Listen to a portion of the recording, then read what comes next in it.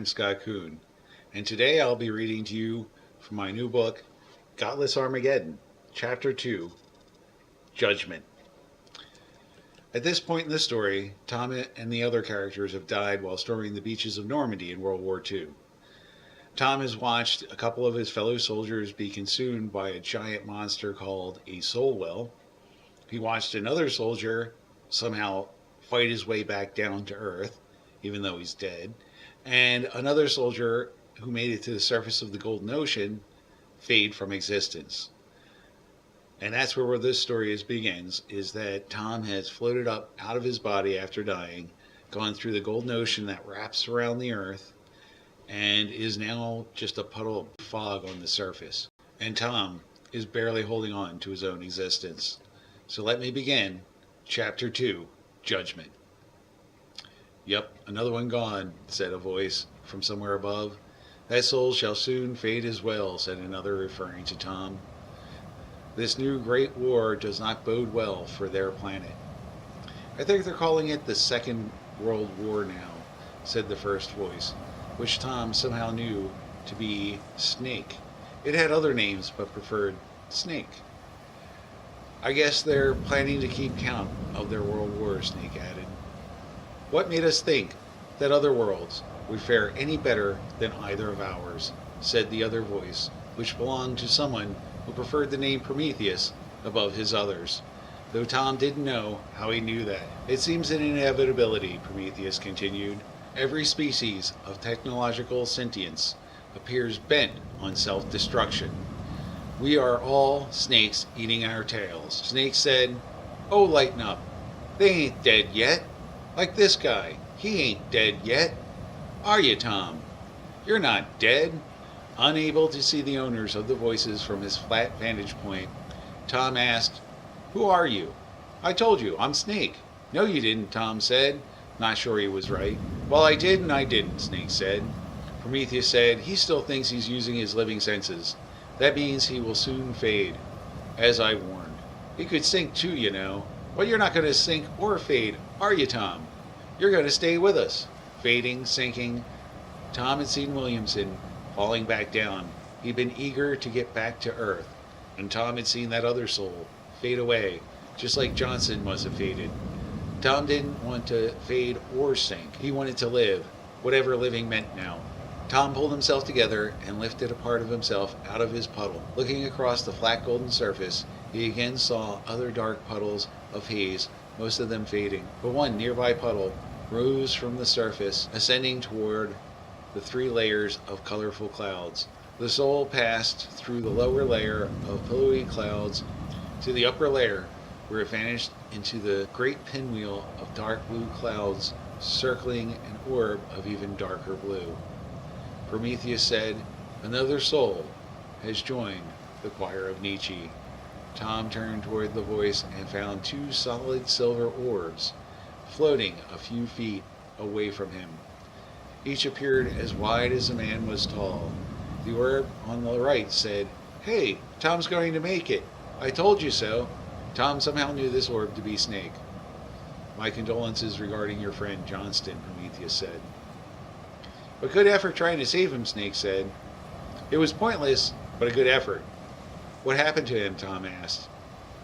"He died. All the way died," Snake said. "He failed to exist," Prometheus explained.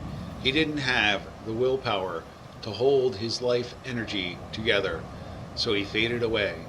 His life energy has been dispersed. The willpower that made that energy Johnston is no more. There is no Johnston." Thom shivered, or at least he felt like he was shivering. He couldn't be sure about it or anything other than he didn't want to all the way die. "But that won't happen to you," Snake assured Thom. "You'll be a free soul like us." Thom muttered, "A what soul?" "A free soul. Not part of a choir or consumed by a soul well," Prometheus told him. "Soul well?" "Yes," Prometheus said. "Your planet has 2, Alpha and Unum. They are the dark harvesters you saw below, the ones you believed to be octopi.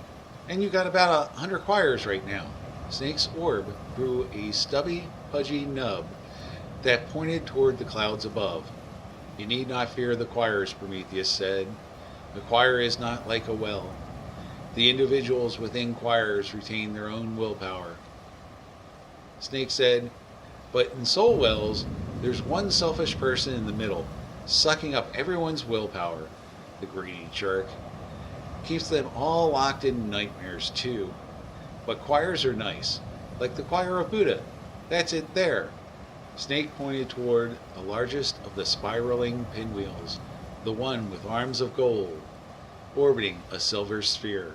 As Thom focused on it, he heard it speak, or think, or something. If you fear, if you grieve, we are here for you. We will help you reach nirvana. Join our choir, and we will care for you. Around Thom, puddles gathered themselves and floated up. Most joined Buddha.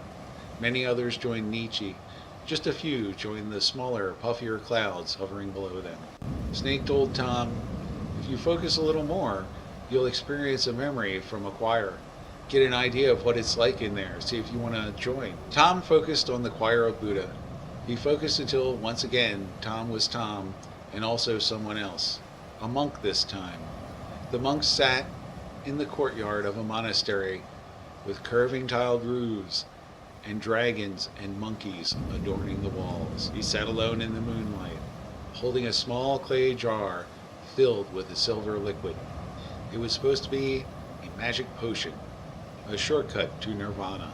Thom the monk had been seeking nirvana for a long time, spending long hours in meditation, studying texts, trying to grasp that elusive state of being. His efforts lacked focus, and he knew it, his mind always wandering, never clear. But this clay jar held the key to becoming one with the Buddha. Found in an ancient alchemical tome, the potion was mostly mercury and arsenic. He drank. Thom, who was the monk, assumed the lotus position and waited for enlightenment. Instead, his guts burned. Thom fell forward onto his hands and knees. Head pounding, body shaking. Thom gasped for air. The potion, it was not a path to nirvana, only death. But it was already too late. He'd killed himself like a fool. Before the sun crested the distant mountains, Thom the monk was dead. When he reached the surface of the golden ocean, he felt that he deserved to fade from existence. But the Buddha felt otherwise, and welcomed Thom into his choir, where he could again walk the path toward enlightenment. When it ended, Thom felt like he'd fallen out of the memory and landed with a thud. His body had again spread into a murky puddle upon the glittering gold. And that's my read from Godless Armageddon, Chapter 2, Judgment. To see the rest of Chapter 2, get a copy of Godless Armageddon and read it. There's also a video of me reading an excerpt from Chapter 1, and also a book trailer where you get to hear the back cover summary of Godless Armageddon read by me with similar animation to what you just saw. So if you want to check those two videos out, go ahead. I'll leave some links below for you and also at the end of the video. Thank you very much for watching this video, and I hope you enjoy Godless Armageddon.